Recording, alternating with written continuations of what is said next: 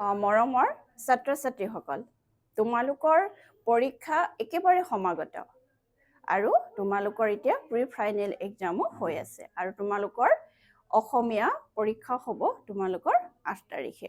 গতিকে তোমালোকে সম্পূৰ্ণকৈ প্ৰস্তুতি চলাই আছা বুলি মই ভাবিছোঁ আৰু লগতে আমাৰ পাইথা 360 এপছৰ সৈতেও তোমালোকে জড়িত হৈ আছা আৰু আমি অলৰেডি বা আগতে যিখিনি আমি ভিডিঅ' আকাৰে তোমালোকলৈ প্ৰস্তুত কৰিছিলোঁ পাঠসমূহৰ সেই সকলোখিনি নিশ্চয় তোমালোকে অনুশীলন কৰি আছা বুলি মই ভাবিছোঁ আৰু কৰিবই লাগিব। আৰু যিহেতু তোমালোকৰ পৰীক্ষা আহিলে বুলি তোমালোকে কি কৰিছা, ভয় কৰিছা চাগে, আৰু তোমালোকৰ চিলেবাছখনো যথেষ্ট দীঘলীয়া।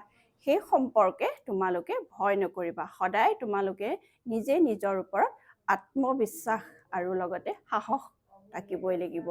আত্মবিশ্বাসেহে মানুহক সদায় সফলতাৰ দুৱাৰ মুকলি কৰি দিয়ে। এতিয়া কেনেকৈ কৰে, মই আজি তোমালোকলৈ সেই গদ্য পাঠৰ কেইটামান টিপছ লৈ আহিছোঁ আৰু সেইবাবে এই ভিডিঅ'টো প্ৰস্তুত কৰিছোঁ। তোমালোকে মন দি শুনিবা যে তোমালোকৰ চিলেবাছখন গদ্য, পদ্য, শিক্ষাতত্ত্ব অধীনৰ পাঠ, ব্যাকৰণ, লগতে কি আছে ৰচনা 10 নম্বৰৰ কাৰণে। আৰু এই যে তোমালোকৰ প্ৰথমতে কি কৰিবা, পাঠ্যপুথিৰ সম্পূৰ্ণ পাঠ্যসূচীৰ এখন তোমালোকে তালিকা প্ৰস্তুত কৰি লোৱা আৰু তাৰপিছত এতিয়া গদ্য পাঠসমূহ তোমালোকে অধ্যয়ন কেনেকৈ কৰিব লাগিব বা কেনেকৈ পঢ়িব লাগিব সেই সম্পৰ্কে আগৰ আমাৰ ভিডিঅ'সমূহত আমি গোটেইখিনি তোমালোকক অৱগত কৰাইছিলোঁ। তথাপিও মই তোমালোকৰ পৰীক্ষাৰ সময় একেবাৰে সমাগত বাবে তোমালোকক আকৌ মই সোঁৱৰাই দিবলৈ আহিলোঁ যে প্ৰথমতে তোমালোকে নিতৌ এটা বা দুটা গদ্যপাঠ পঢ়িবই লাগিব আৰু সেই গদ্যপাঠ দুটাৰ মূল বক্তব্যটো লেখকে কি বিষয়ৰ ওপৰত গুৰুত্ব আৰোপ কৰিছে সেইটোৰ সম্পৰ্কত তোমালোকে কি কৰিব লাগিব, মন দিব লাগিব। দ্বিতীয়তে লেখকৰ নাম মনত ৰাখিবই লাগিব আৰু লেখকে কি উদ্দেশ্য আগত ৰাখি তোমালোকৰ সেই গদ্যপাঠটো প্ৰস্তুত কৰিছে সেই সম্পৰ্কে তোমালোকে অৱগত হ'ব লাগিব। আৰু দ্বিতীয়তে তোমালোকে সেই যে ৰেডিমেড নোটছ সেইখিনি আৰ্টাৰ সংগ্ৰহ নকৰিবা, আমাৰ পাইথা 360 এপছত সেইখিনি সম্পূৰ্ণকৈ দিয়া আছে। সেইখিনি তোমালোকে ধুনীয়াকৈ অনুশীলন কৰিলে তোমালোকে সফলতাৰ দুৱাৰ মুকলি হ'ব। আৰু লগতে তোমালোকৰ আৰু এটা অভ্যাস আছে কি যে সেই গদ্যপাঠটো পঢ়িছা, পাঠটো যথেষ্ট দীঘলীয়া, তাৰ কাৰণে তোমালোকে কি কৰিছা, আণ্ডাৰলাইন কৰি গৈছা, নহয়নে বাৰু?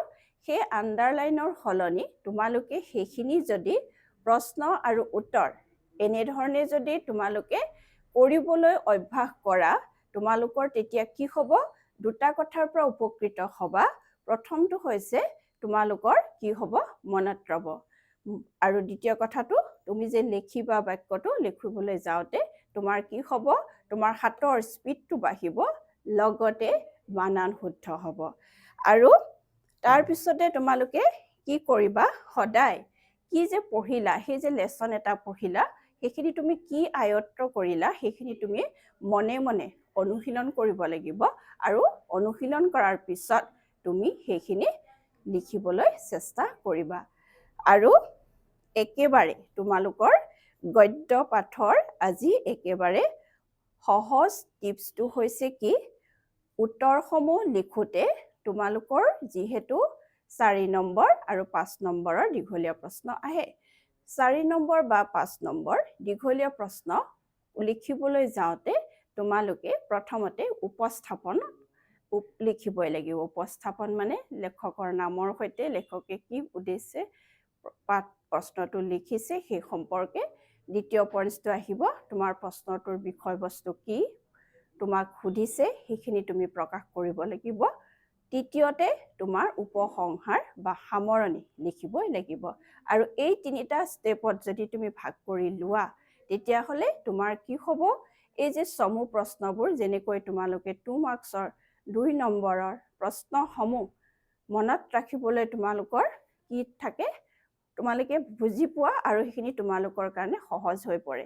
গতিকে তেনেধৰণে যদি লং কুৱেশ্যনসমূহ দীঘল প্ৰশ্নসমূহো যদি তোমালোকে তেনেকৈ স্তৰ অনুসৰি এতিয়া যেনেকৈ উপস্থাপন ভিতৰৰ বিষয়বস্তু সামৰণি এনেধৰণে স্তৰত যদি তুমি ভাগ কৰি লোৱা তেতিয়াহ'লে তোমালোকৰ কাৰণে সেই দীঘলীয়া প্ৰশ্নসমূহ একেবাৰে কি হৈ পৰিব জানানে একেবাৰে সহজ হৈ পৰিব আৰু তোমালোকৰ মনত অন্তৰত সোমাই থকা সেই যে ভয় ভাৱটো নাইকিয়া হৈ তোমাক কি কৰিব মনত আত্মবিশ্বাস আৰু সাহস জগাই তুলিবলৈ তোমালোকক কি কৰিব সুবিধা কৰিব আৰু সেইবাবে তোমালোকে সেই দীঘলীয়া প্ৰশ্নসমূহৰ উত্তৰ সদায় কি কৰিব লাগিব সহজ ভাষা লগতে উত্তৰটো কি হ'ব লাগিব শুদ্ধ হ'ব লাগিব শুদ্ধ মানে তোমাৰ পাঠ্যপুথিত কি লিখা আছে সেই তাৰ লগত তোমাৰ সম্পৰ্কটো থাকিব লাগিব পাৰিলে তোমালোকে সেই পাঠটোৰ দুই এটা শব্দ